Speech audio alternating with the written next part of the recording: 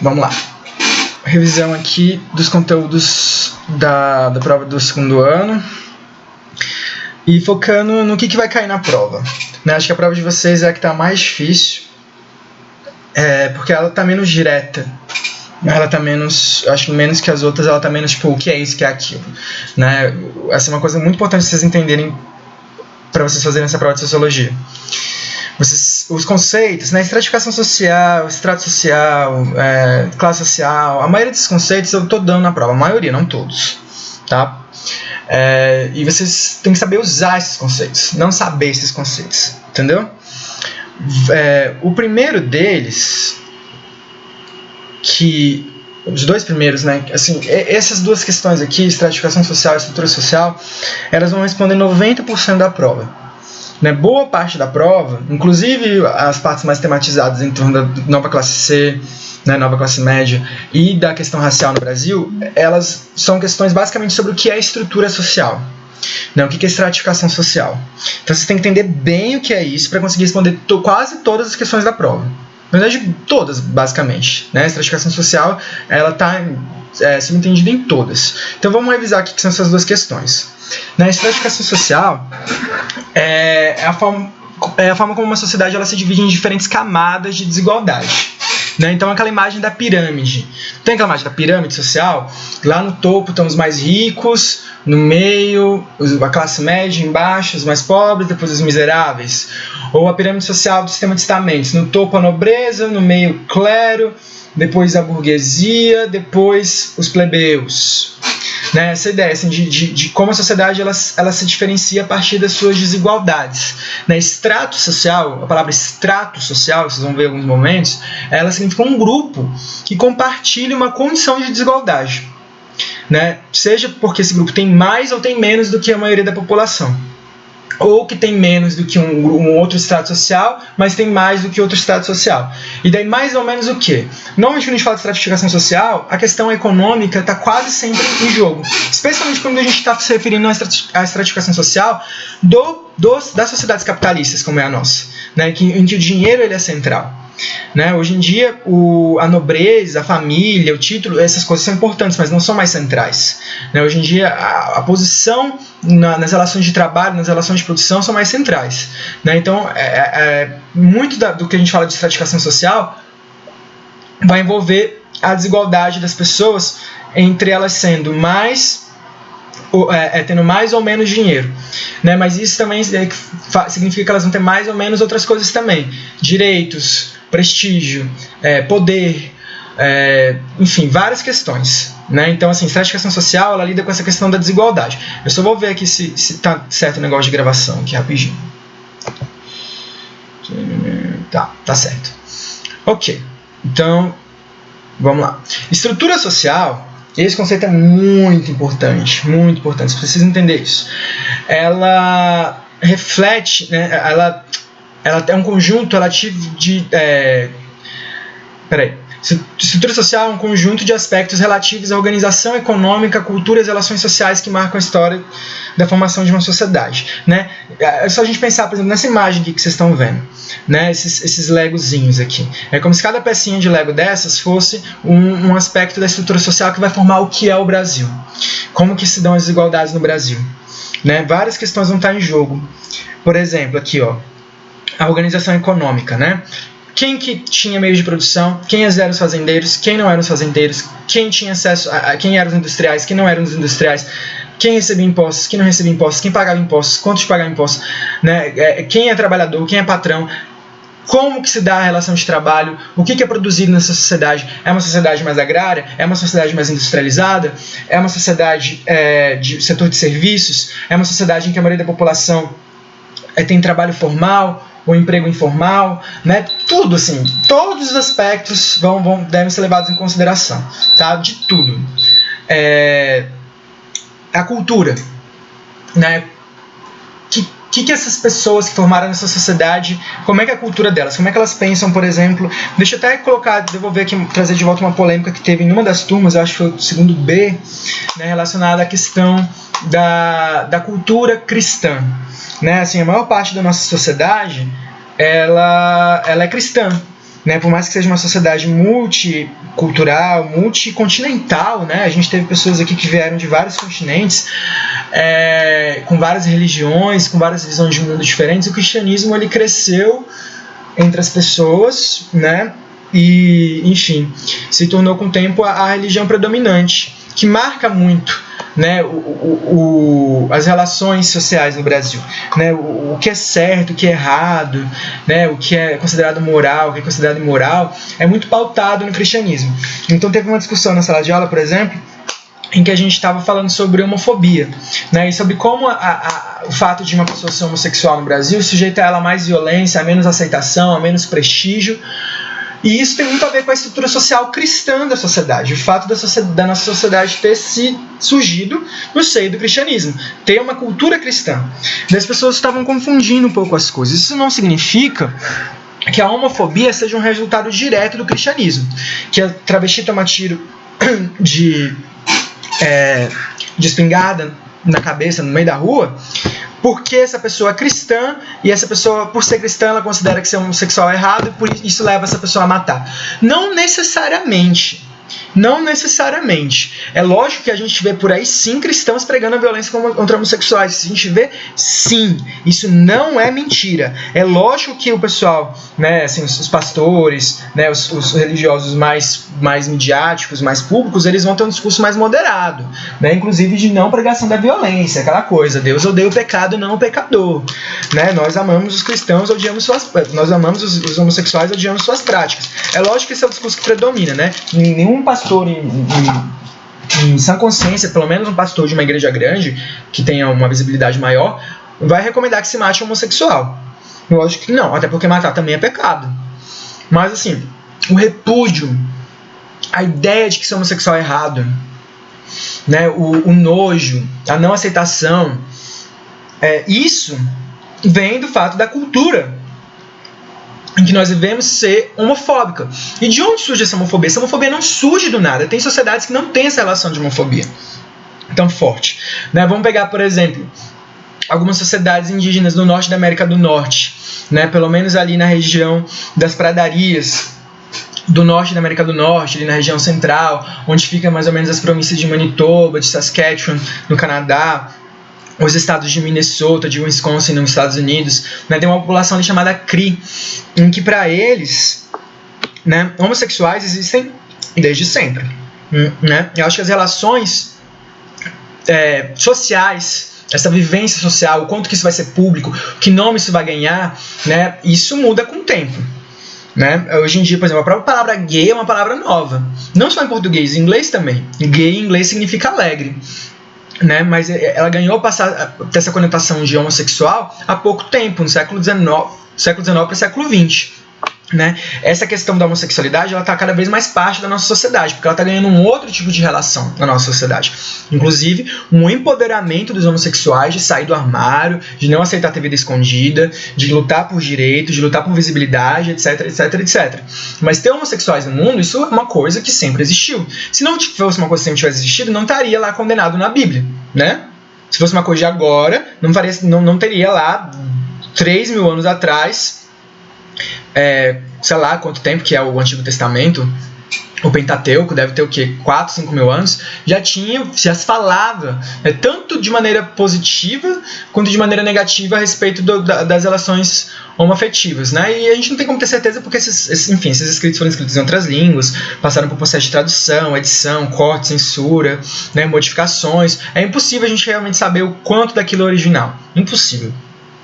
Mas, enfim, é o tipo de coisa que sempre existiu, né? A gente vai ver pinturas rupestres, imagens greco-romanas, né? Imagens chinesas da antiguidade, de pessoas do mesmo sexo se relacionando. Sempre existiu, em qualquer sociedade. Né? Mas a maneira como isso ganha um caráter público deve se diferenciar bastante. Mas voltando lá aos Cree. Né? Os Cree, eles, na religião deles, né? no modo de visão, na cosmovisão deles, né? Que é o modo de enxergar o mundo, uma pessoa homossexual, a explicação que eles dão para isso é a seguinte: essa pessoa tem nela encarnado um espírito gêmeo, né? São dois espíritos gêmeos, um masculino e um feminino. Isso faz com que essa pessoa ela acabe tendo características fortes dos dois gêneros, né? Ela, por exemplo, pode ter o corpo de um homem, aspectos, né, características que naquela sociedade são consideradas características masculinas, até pela socialização masculina que aquela pessoa teve, mas essa pessoa gosta de outros homens também, né? Mas para eles isso é normal, não é uma polêmica, é uma coisa que acontece. Algumas pessoas nascem com dois espíritos, né? Então, se a pessoa quiser sentar, quicar e rebolar, isso não vai ser questionado. Isso vai ser uma coisa ok, né? Nasceu com dois espíritos, está tudo bem. Boa parte das culturas americanas tinham essa relação, né? Mas a maior parte do mundo é homofóbico. Realmente, a maior parte do mundo é homofóbico. Né? Várias sociedades são homofóbicas. Algumas são homofóbicas de uma maneira até muito estranha. Por exemplo, em algumas culturas hindus, a ideia de transgênero é muito bem aceita, né? Uma pessoa querer realmente fazer parte de outro gênero, né? Esqueci o nome, tem umas pessoas que elas são até figuras religiosas, assim, que elas são homens, né? Nasceram com órgãos genitais masculinos, são transexuais, mudam de gênero e se vestem como mulheres, e tem até um aspecto religioso de como elas são vistas, né? Mas a prática homoafetiva em si, passiva pelo menos, né? O cara dá para um outro cara, mesmo nos hindus é mal vista. Só que assim, a gente tem que ter também uma coisa em mente. Quase todo mundo é de religião abraâmica. Né? Quase todo mundo ou é muçulmano ou é cristão. E os muçulmanos e os cristãos compartilham uma mesma fundamento religioso antigo do Antigo Testamento. Né? O Antigo Testamento, o Pentateuco, é uma escritura judia que foi incorporada tanto pelos cristãos quanto pelos muçulmanos. Então todas essas condenações faz parte do mundo cristão, muçulmano, judeu, né? Que a gente chama de judaico-cristão, enfim, abraâmico. E isso se espalhou pelo mundo inteiro. Quase todo mundo é influenciado por essas religiões. Né? Então, assim, muitas religiões, muitas sociedades que até aceitavam a questão da homossexualidade, passaram a rejeitar com a influência do cristianismo. E voltando àquela questão, o cristianismo ele não necessariamente produz diretamente homofobia. Naquele sentido de, Deus quer que eu mate essa travesti, porque a travesti é uma abominação, blá blá, e eu vou matar porque ela é uma pecadora. Não nesse sentido, mas a ideia de que o cristianismo é visto como algo feio nessa sociedade, algo que provoca nojo, algo que provoca repulsa, isso é da cultura cristã. É da cultura cristã. Tem sociedades que não têm esse tipo de cultura. Os CRI do Canadá não têm esse tipo de cultura. Eles não têm um ódio, um repúdio, um nojo aos homossexuais. Eu sei que os caras lá que matam, né, travesti, que batem viado, essas coisas, eles podem até não ser religiosos.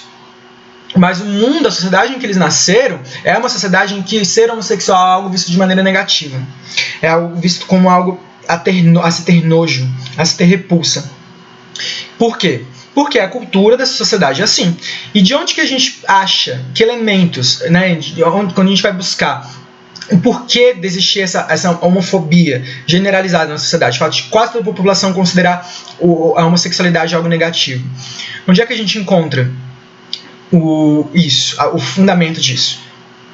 Na religião, na cultura da religião, né? Na pregação da religião.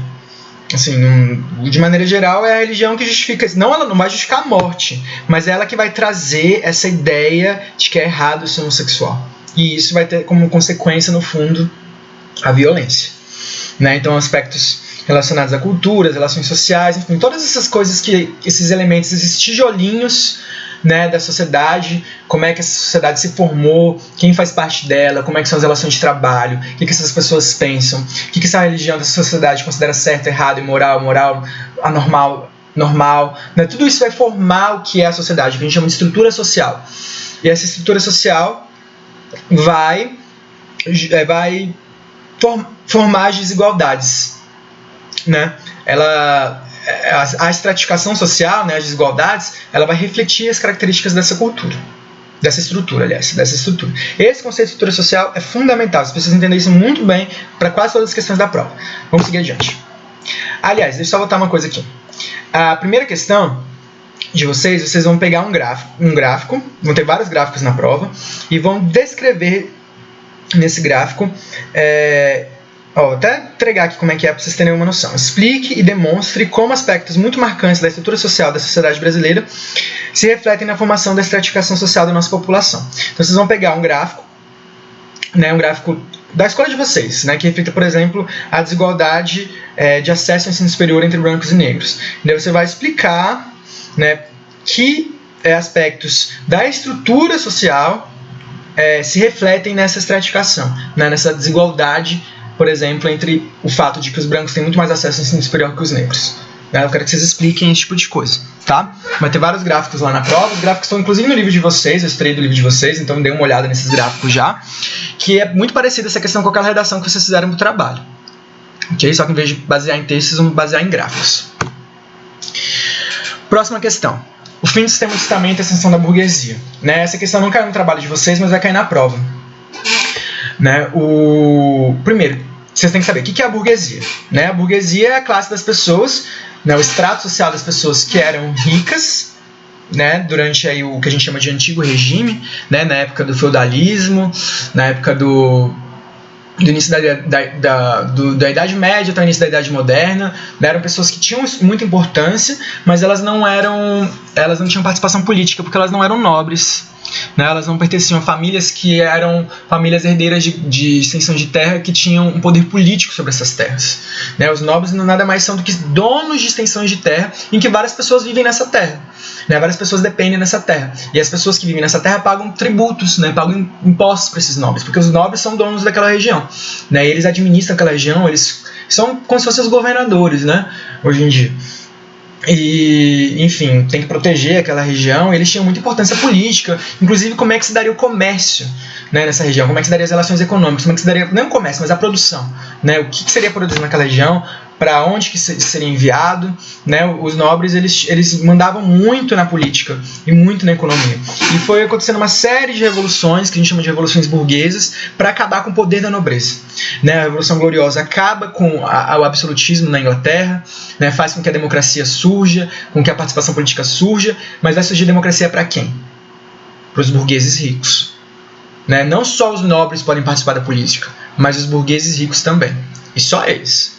Né, não vem com pobre, com mulher, esquece. Né, a democracia ela surge assim, com os burgueses reivindicando o poder da política.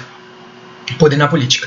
A Revolução Francesa vai ser uma coisa mais impactante, né, vai acabar de vez com a nobreza na França, né, o título de nobreza some do mapa, o rei some do mapa, né, e enfim, se estabelece um governo de igualdade, entre aspas, né, mas novamente, igualdade para quem?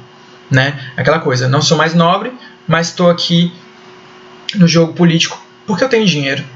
Né, a Revolução Americana ela vai ser a independência dos Estados Unidos, né, justamente para acabar com a influência da nobreza inglesa sobre as relações produtivas nos Estados Unidos. Né, os Estados Unidos eram obrigados a comprar chá, por exemplo, da Companhia das Índias Ocidentais, que era uma empresa inglesa, que ia plantar chá lá onde Judas perdeu as botas, os americanos tinham que comprar chá de lá, em vez de produzir nas suas próprias terras. Né, e eles quiseram, não, chega, ninguém manda em mim, não quero vocês aqui metendo bedelho no que a gente está fazendo, vaza daqui, some. Né? A independência dos Estados Unidos ela foi muito econômica, ela foi muito tipo, não se meta nos nossos negócios.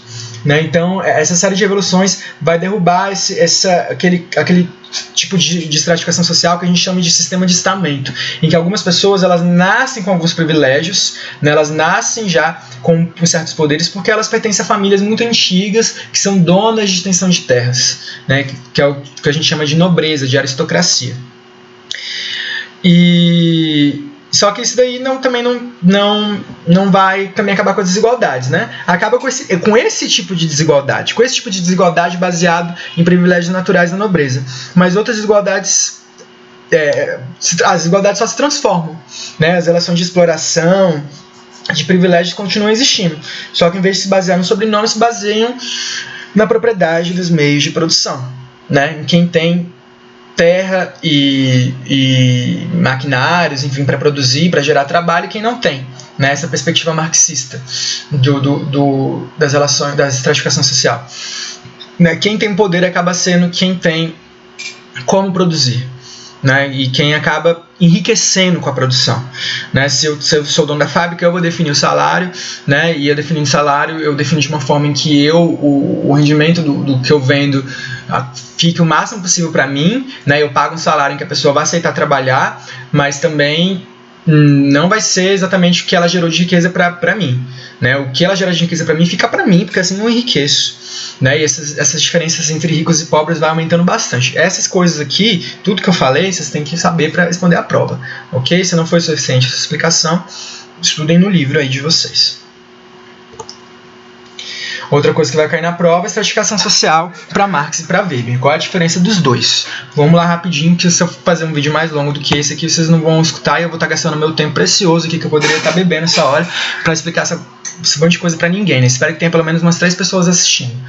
Vamos lá. Para Marx existem 2 classes sociais. A estratificação social para ele é basicamente o seguinte: existem 2 classes sociais. É isso que ele foca, para o Marx é isso que é importante.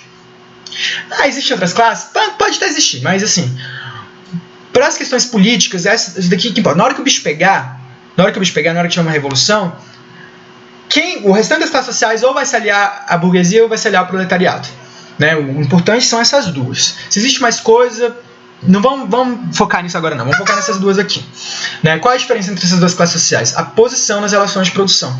A burguesia tem os meios de produção, ou seja, ela tem fazenda, ela tem fábrica, né? Ela tem maquinário. Normalmente a maioria dos burgueses herdaram essas coisas, né? Eles nasceram em famílias ricas que tinham essas coisas, né? Poucos burgueses, né? É lógico que houve enriquecimento, etc. Acho que hoje em dia a maior parte da burguesia tecnológica, né? Que o fundador da Apple, da Microsoft, etc. Nasceram em famílias relativamente ricas, mas não milionárias, né? E acabaram, por sua própria iniciativa, criando seus meios de produção tecnológicos.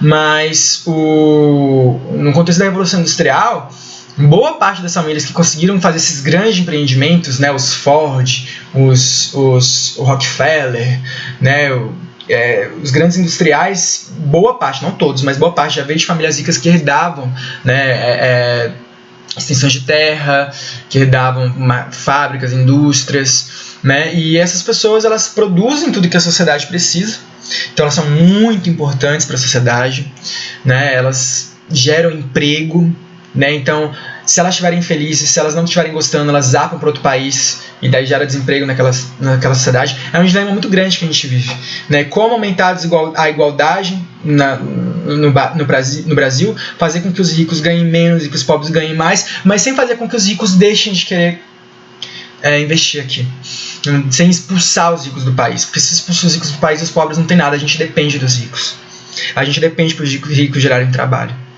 né? Existe essa certa dependência. Então, quem não tem meios de produção, para o Marx vai definir o que são as classes sociais, né? E quem não tem meios de produção tem que trabalhar para quem tem. Não tem outra opção, vai viver como? Tem outras opções aí, né? Viver de artesanato, ser hippie, ser mendigo, sei lá, trabalhar com o corpo, essas coisas, ser artista. Mas o Marx ignora esse povo, né? Vamos botar a maioria das pessoas trabalham para alguém. E elas têm que trabalhar nas condições que existem, né? Se o cara está querendo pagar um salário de miséria, vai fazer o quê? Vou fazer o quê? Né? Igual o Inês Brasil fala, aquele ditado, vamos fazer o quê?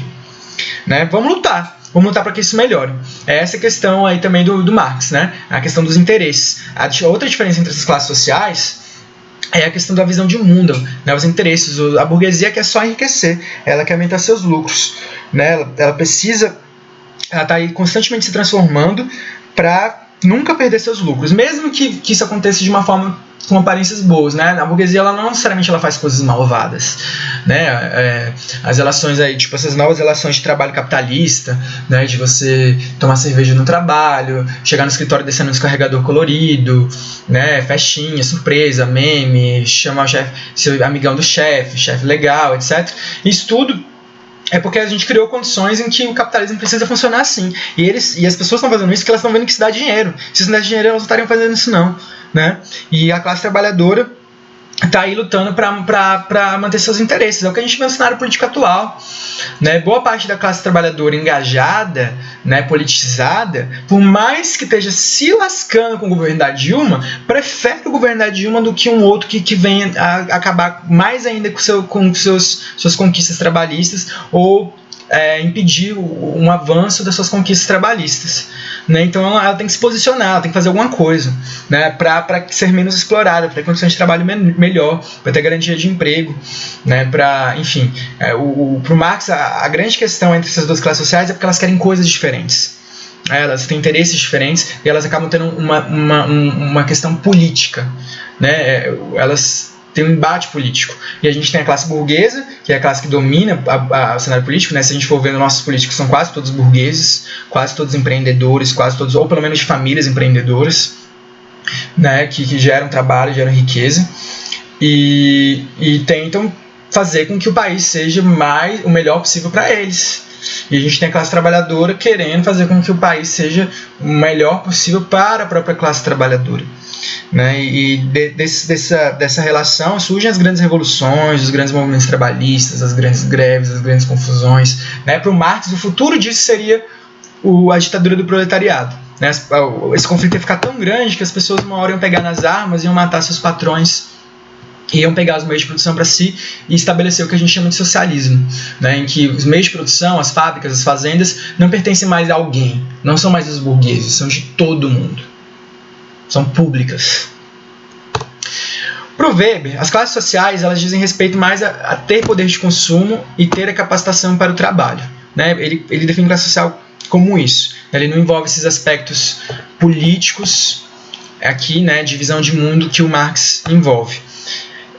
Mas para o Weber existem existem desigualdades dentro das próprias classes sociais. Essa visão de estratificação social do Weber está muito forte hoje em dia, que as pessoas têm criticado bastante a visão do Marx, porque a visão do Marx não dá conta de algumas coisas, né? A visão do Marx, como existem duas classes sociais, a burguesia e o proletariado, para o Marx o proletariado sofre totalmente igual, né, da mesma maneira, né, e é um grupo articulado, mas não, dentro do proletariado tem desigualdades. Né? As mulheres elas não são iguais aos homens, os brancos não são iguais aos negros, os homossexuais não são iguais aos heterossexuais, né? O Marx não presta atenção nisso, e o Weber vai mostrar que existe uma série de diferenças entre as classes sociais, né?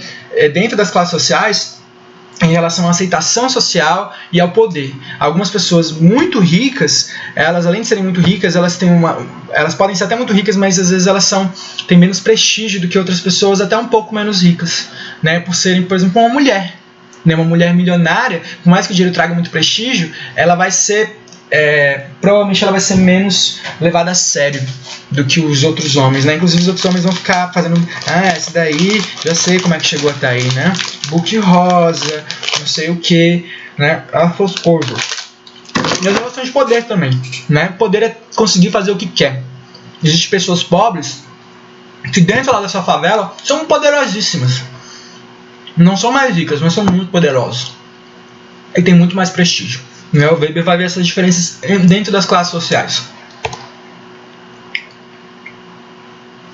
O outro tema do trabalho de vocês, assim, foquem bastante nessa diferença aqui entre Weber e Marx, porque uma questão de vocês vai envolver isso daqui, beleza? A diferença entre Marx e Weber. A outra questão diz respeito ao mito da democracia racial no Brasil. Deixa eu só dar uma olhada aqui na questão rapidinho.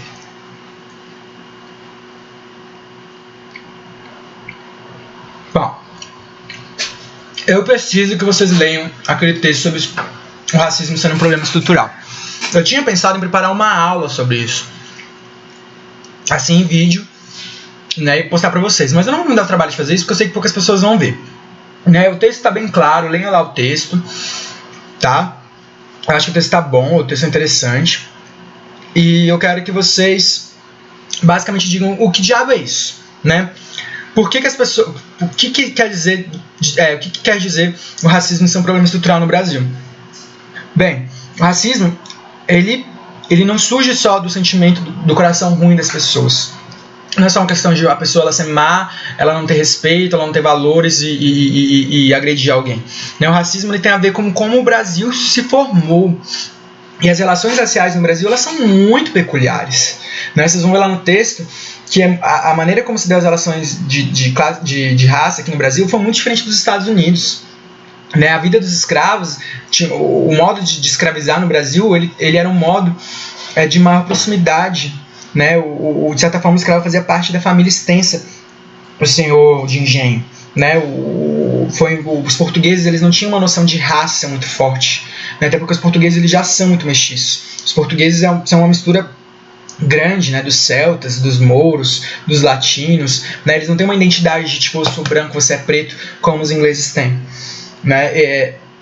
Para eles, você ser de uma raça tem mais a ver com você ter a mesma religião do que eu.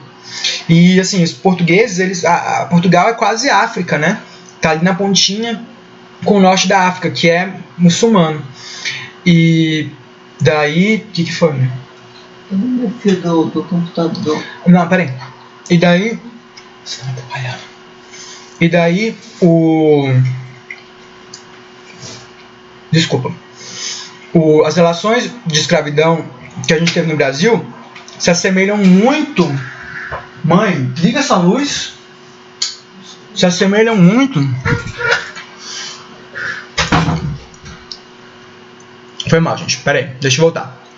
As relações de escravidão no Brasil se assemelham muito à maneira como os mouros escravizavam seus escravos, né? Os mouros são os muçulmanos do norte da Europa. Aliás, do norte da África.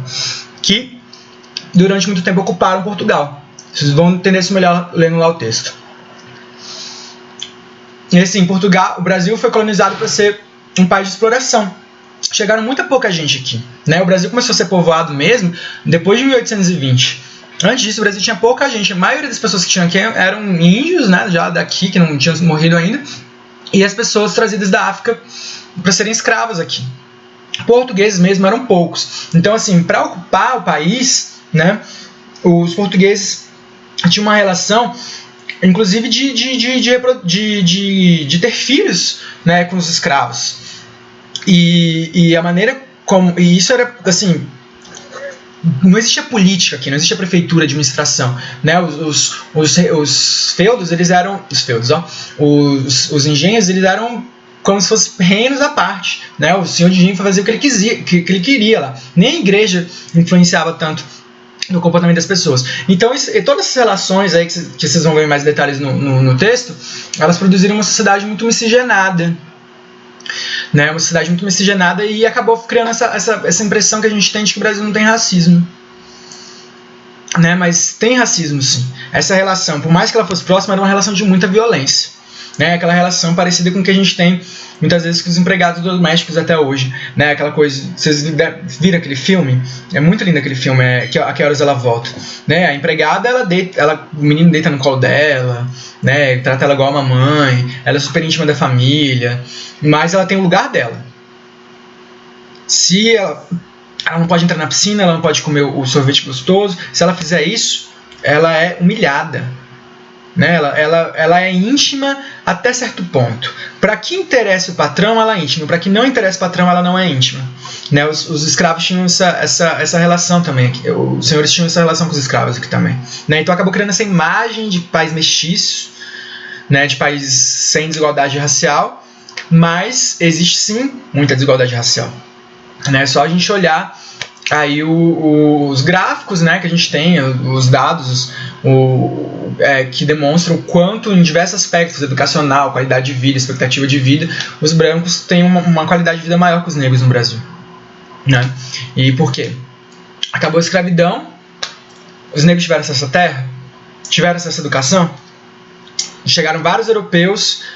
Foi feito programas de colônias, né? Eles foram tendo acesso à terra, isso deu poder econômico para eles, né? Num momento em que a universidade era uma coisa muito rara, muito escassa, muito disputada, e como eles tinham uma condição financeira melhor, né? Enfim, vieram de uma sociedade em que eles, por mais que fossem camponeses, tinham um pouco mais de educação, conseguiram levar seus filhos para a universidade, e logo a classe média brasileira foi se formando branca, né? Os primeiros grandes engenheiros, agrônomos, advogados do Brasil foram sempre sendo brancos, né? E formou essa grande diferença, enquanto os negros quase não conseguiam chegar nesse lugar, porque eles foram libertos, mas eles não tiveram acesso a nada, né? Como é que num país em que a economia era totalmente voltada para o campo,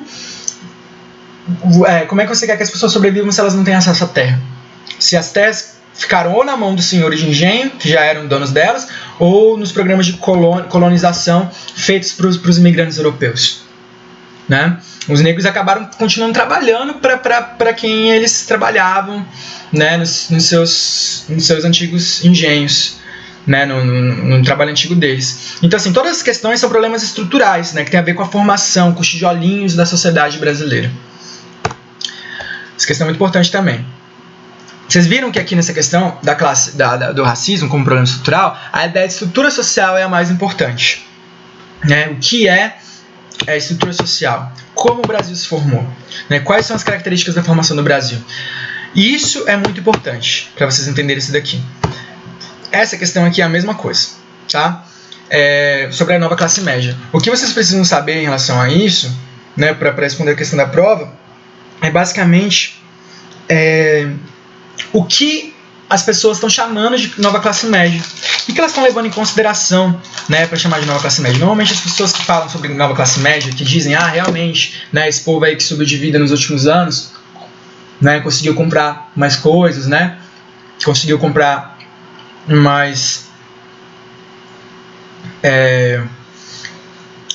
teve mais acesso a bens, a serviços, né, começou a comprar chandelle, chocolate, a trocar o coisinha da marca Carrefour por uma marca melhor, começou a ter acesso à internet, né? Eu lembro, nossa, isso foi um escândalo na época que as pessoas mais pobres começaram a ter acesso à internet, né? Começou a surgir sites, as pessoas saíram do Orkut, porque o Orkut começou a lotar de gente pobre, né? Falando do jeito de as pessoas pobres falam, postando aquelas fotos de pobre, né? Fazendo pobrice, e as pessoas, ai meu Deus, que nojo, ele saiu daqui. Depois pro Facebook. E hoje em dia todo mundo fez Facebook, as pessoas estão meio que saindo do Facebook também, migrando mais pro Twitter. Né? Isso é muito engraçado, né? Se bem que hoje em dia, como isso já se estabeleceu, não tem mais tanta polêmica, mas eu lembro na época do fim do Orkut, que o Orkut basicamente acabou porque a nova classe média estava tendo acesso à internet. Muito louco, né? E daí, assim, o que eles chamam de nova classe média? Essa nova classe média é realmente uma classe média? Ou é uma classe pobre que tem maior poder de consumo? Eis a questão, né? E daí vai levar em consideração o que as pessoas chamam de nova classe média. Se para você, classe média é ter uma faixa de renda que lhe permite ter um tipo de consumo específico, ótimo, você é classe média. Mas aí, quando essa pessoa,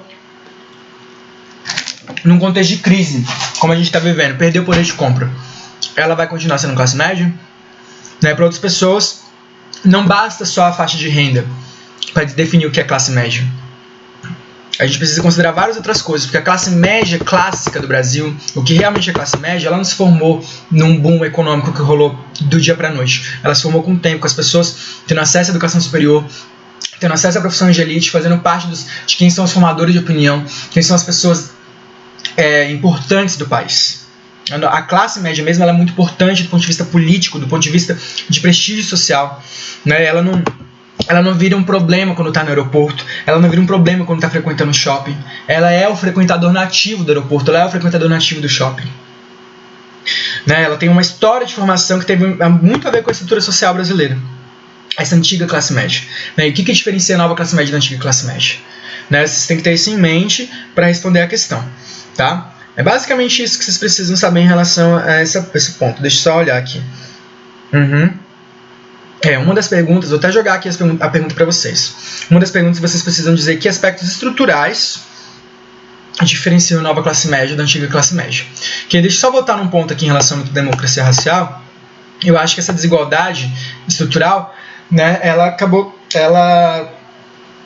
cria essa suposta igualdade entre negros e brancos, né? Porque tem a ver com a miscigenação, né? Se vovô casou com vovó era branco, vovó era negra. Como é que eu vou chamar minha família de racista? Né? Como é que eu vou dizer que esse país é racista se as pessoas aqui casam, né, diferentes raças? Isso é uma coisa, por exemplo, nos Estados Unidos que é muito rara. Hoje em dia é mais comum, mas até os anos 60, 70, 80 era um problema, era uma coisa assim escandalosa. Pessoas de raças diferentes casarem, né? Mas assim, porque essa coisa da democracia racial no Brasil, ela é muito cínica. A gente não tem banheiros exclusivos só para branco, a gente não tem praias exclusivas só para branco, mas o prestígio das pessoas negras é menor, né? Até aquela coisa da objetificação do corpo, né? Que hoje em dia isso tem diminuído por causa da luta do movimento negro. Mas até os anos 90 ainda era muito forte essa ideia, né? Tipo, ainda é forte, mas era mais forte ainda, né? Da mulata exportação, né? O que tem de bom numa negra? Ah, ela é uma pessoa gostosa, bundão, né? Forte pra caramba, né? Insaciável, né? Ela samba, olha só como é que ela samba. Do jeito que ela samba, ela senta e rebola. Né, essa coisa de objetificada da mulher negra ela ser pro sexo e a mulher branca pro casamento, né? O homem negro também, né? O que é o homem negro? É o cara pausudo, né? Aquela coisa de resumir o cara no pau enorme que ele tem, né? Isso é de objetificar as pessoas, né? Essa igualdade racial, por mais que haja essa aproximação muito grande entre brancos e negros no Brasil, ela é uma aproximação também muito marcada pela desigualdade, né? Que é uma pessoa bonita no Brasil? Quem que tá nas capas das revistas? Quem que são as pessoas que maior número no Big Brother? Que depois vão lá tirar foto no paparazzo, né, as capas da Playboy, né, o cabelo liso, os tons claros, né, de cabelo, rosto, pele e olho, né, então assim, essa coisa de que todo mundo aqui é junto e misturado é uma farsa, né, uma farsa que inclusive durante muito tempo fez com que o movimento negro no Brasil se enfraquecesse, porque as próprias pessoas negras não se percebiam tanto quanto negras ou como parte de uma sociedade racista. Né, para elas eram pobres, né, porque pobre, o Brasil é pobre, né, mas não tinha aquela coisa de perceber quem são os pobres do Brasil, né, em sua maioria. Por quê? De onde surgiu essa pobreza? O que tem na estrutura social brasileira que permitiu essa pobreza? Né, leva em consideração essas coisas. Boa prova, um beijão para todas e todos.